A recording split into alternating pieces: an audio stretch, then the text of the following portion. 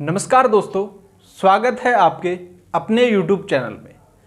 दोस्तों, आज हम बात करेंगे आग को बुझाने के तरीकों के बारे में। उससे पहले अगर आप चैनल पर नए हैं तो एक बार सब्सक्राइब का बटन ज़रूर दबा दें। वीडियो अच्छी लगे तो लाइक करें, कमेंट करें, शेयर करें। तो चलिए फ्रेंड्स, बात करते हैं अपने टॉपिक की तरफ। तो कुछ थोड़ा सा फायर ट्रायंगल के बारे में भी जान लेते हैं। फायर ट्रायंगल क्या होती है? देखिए, कुछ इस प्रकार की आकृति होती है। इसमें आग को लगने के लिए 3 तत्वों की आवश्यकता होगी। पहला ईंधन, तापमान और ऑक्सीजन। ये 3 तत्व अगर पर्याप्त मात्रा में मिल जाते हैं तो इन्हीं के द्वारा हमारी आग शुरू हो जाती है। ईंधन, तापमान और ऑक्सीजन, इनका जब केमिकल रिएक्शन होता है तो एक चिंगारी उत्पन्न होगी। उस चिंगारी को ही किसके नाम से? आग के नाम से जानते हैं।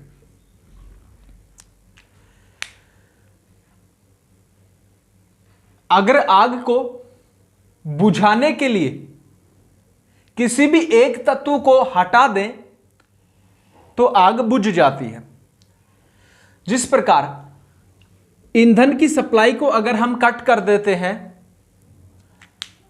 तो तापमान प्लस ऑक्सीजन के द्वारा आग पॉसिबल नहीं है।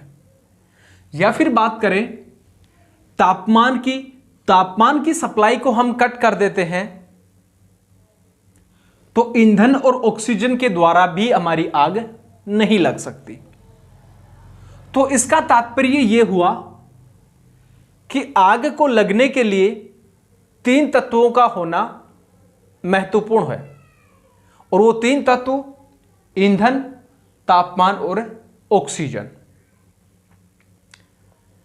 ऑक्सीजन प्रकृति के अंदर लगभग 20.93% पाया जाता है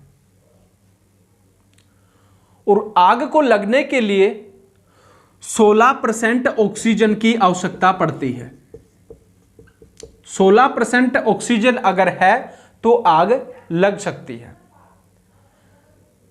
अगर बात करें 15% की, 15% अगर ऑक्सीजन है तो आग लग भी सकती है और नहीं भी। और थोड़ा सा गहराई में बात करें 14% के ऊपर, 14% अगर ऑक्सीजन हो प्लस ईंधन और तापमान साथ हो तो आग लग सकती है या नहीं। तो 14% के अंदर आग पॉसिबल नहीं है। यानी कि पूर्ण रूप से आग को लगने के लिए 16% ऑक्सीजन का होना अति आवश्यक है। अब बात करें आग को बुझाने के बारे में, तो कितने % ऑक्सीजन कम करें कि आग बुझ जाए? तो 12.5% अगर ऑक्सीजन हम कम कर देते हैं तो आग बुझ जाती है। तो ये थी फायर ट्रायंगल। आग किन तत्वों के द्वारा लगाई जाती है, इनको लगने के लिए कौन कौन से तत्वों की आवश्यकता होती है। अब बात करते हैं इसको बुझाने के मेथड के बारे में। आग को कितने तरीकों से, कितने मेथड के माध्यम से हम बुझा सकते हैं। तो पहला जो मेथड है कूलिंग मेथड। कूलिंग यानी कि ठंडा करना। आग को ठंडा करके बुझाना कूलिंग मेथड कहलाता है। स्मूदरिंग यानी कि ढकना। स्टारवेशन, ईंधन को हटाना, ईंधन को हटाकर आग को बुझाना। और 4 नंबर पे आता है आग को पीट कर बुझाना। पीट कर बुझाना। इन 4 मेथडों के माध्यम से हम आग को बुझा सकते हैं। तो जो कूलिंग मेथड होता है, कूलिंग यानी ठंडा करना, जिस प्रकार लकड़ी के अंदर आग लगती है, कोयले के अंदर आग लगती है, रबड़ में आग लगती है, तो उसके ऊपर उस आग को बुझाने के लिए हम क्या करते हैं, पानी डालते हैं। तो पानी डालने से आग जो है वो क्या हो जाती है, ठंडा हो जाती है। तो ठंडा करके आग को बुझाना कूलिंग मेथड कहलाता है। कूलिंग जो मेथड होगा ए क्लास फायर के लिए उपयोग में लिया जाता है। यानी कि ए क्लास फायर की बात करें तो लकड़ी के अंदर कागज, कोयला, रबड़ व कपास, इनके अंदर कभी भी आग लगेगी तो पानी के माध्यम से हम आग को बुझाएंगे, तो वो कौन सा मेथड हुआ, कूलिंग मेथड। दूसरे की तरफ बात करते हैं, समुद्रिंग मेथड यानी कि ढकना। समुद्रिंग जो मेथड होता है बी क्लास फायर के लिए उपयोगी है। बी क्लास फायर बोले तो लिक्विड फायर, जो कि कैरोसिन, डीजल व पेट्रोल की जो आग होगी उसको बुझाने के लिए किसका यूज लेते हैं हम, समुद्रिंग मेथड का। देखिए, जो डीजल या पेट्रोल कुछ इस प्रकार से पड़ा होता है और उसको बुझाने के लिए हम फोम टाइप एक्सटिंग्विशर या बोल सकते हैं फोम का उपयोग लेते हैं। जो फोम होगा वो क्या काम करता है, उस डीजल के ऊपर अगर फोम मारते हैं तो कुछ इस प्रकार से उसको कवर कर लेता है, ढक लेता है। तो उसको ढकने को क्या बोलते हैं, समुद्रिंग। अब ढकने से क्या हुआ कि अभी थोड़ी देर पहले हमने बात की कि आग को लगने के लिए 3 तत्वों की आवश्यकता होती है, ईंधन, तापमान और ऑक्सीजन। फोम इस प्रकार से इस डीजल को ढक लेता है, तो ईंधन तो इसके पास है डीजल, तापमान इसके पास है, लेकिन जो ऑक्सीजन था उसकी सप्लाई क्या हो गई, कट हो गई।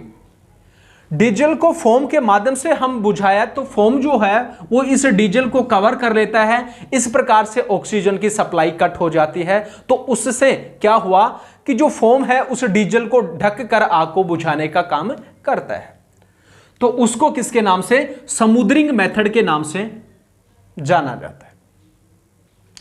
तीसरा जो है स्टारवेशन। स्टारवेशन की बात करें तो ईंधन को हटाना,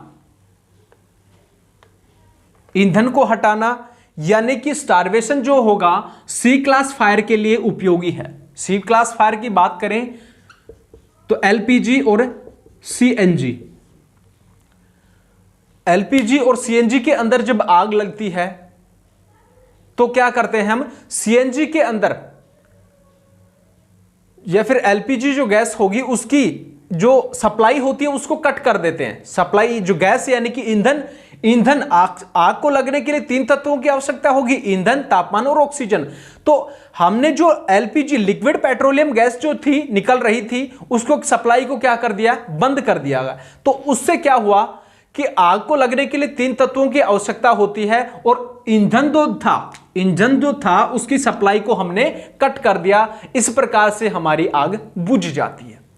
तो उस ईंधन की सप्लाई को बंद करना किसके नाम से, स्टारवेशन के नाम से जाना जाता है। ईंधन को हटाना या फिर बोल सकते हैं हम भूखा मार के आग को बुझाने का काम करना, तो वो हो गया स्टारवेशन। इसका प्रयोग सी क्लास की फायर को बुझाने के लिए किया जाता है।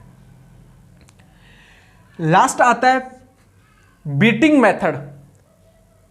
बीटिंग जो मेथड होता है उसका प्रयोग मुख्य रूप से जंगल के अंदर देखने को मिलता है।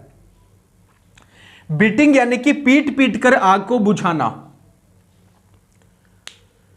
जब घास फूस के अंदर आग लगती है तो कुछ इस प्रकार का एक वाइपर टाइप यंत्र होता है फायर के अंदर, उसके आगे का जो हिस्सा होगा इस पे एक गाढ़ा कपड़ा बांध दिया जाता है।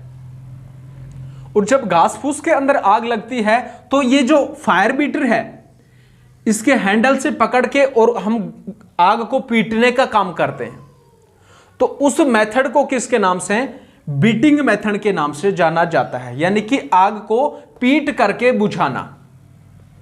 आपने बहुत बार देखा होगा कि जंगल के अंदर जो आग लगती है घास फूस में, अपने पास फायर बीटर नहीं है तो जो नीम की पत्तियां होती हैं, पेड़ की जो पौधे की पत्ती होती हैं, उनको तोड़कर टहनियों को, उनके माध्यम से भी हम आग को पीटने का काम करते हैं।